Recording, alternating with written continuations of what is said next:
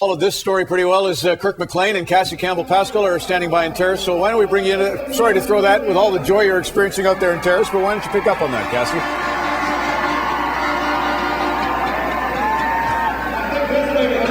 Waldo. Yeah, thanks so much, Ron.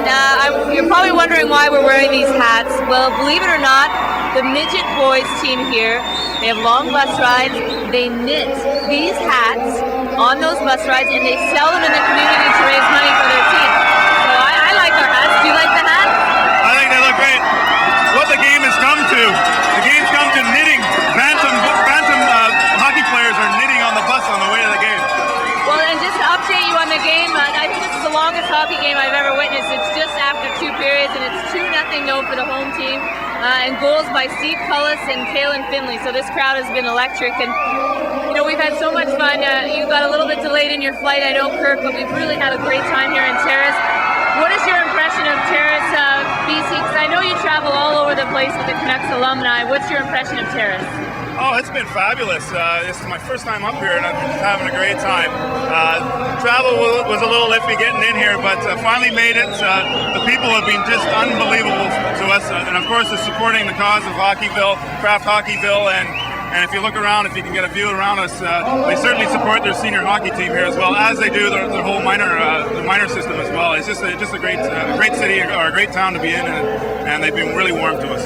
Well, last time that you and I actually spent this much time together, we were very fortunate. I believe it was 2003 at Christmas time. We got to go to Afghanistan, and I know it was probably the best experience of my life. What was your highlight about going to Afghanistan with myself and Tiger Williams?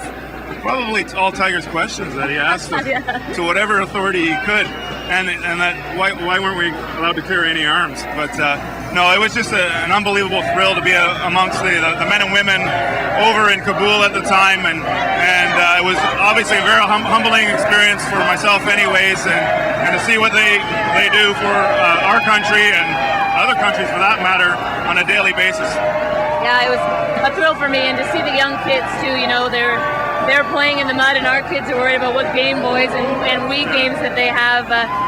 You know, I know it's something that you probably don't necessarily like to talk about, but the '94 playoffs, obviously with the Vancouver Canucks, is what you're really remembered for. I mean, you were fantastic throughout that entire playoffs, and you know, where did it change for your team though? Because you guys finished 7th in the regular season, and maybe didn't have a great season as far as Canucks are concerned, but then you just turned it on in the playoffs. What happened? Yeah, it was an odd situation because we really did kind of back into the playoffs that year. We went right down basically to the last few games of the season before we got in, and it just seemed that maybe the 3rd or 4th game, or I guess it would have been the 3rd game against Calgary, where you know we started winning some overtime games, and it just snowballed from there. And then we just picked up some unbelievable steam going into all the other series, going into Dallas and then into Toronto, and then of course into New York, and ultimately losing in the 7th game.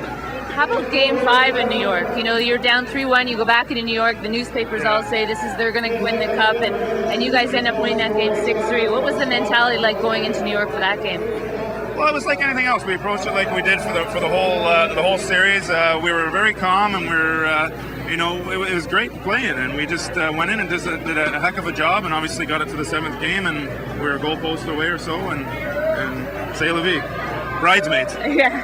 Well, I know everyone here in British Columbia loves you for what you've done for the Vancouver Canucks and that playoff run in particular, and it's been great hanging out with you here in Terrace. So Ron, we'll send it back to you.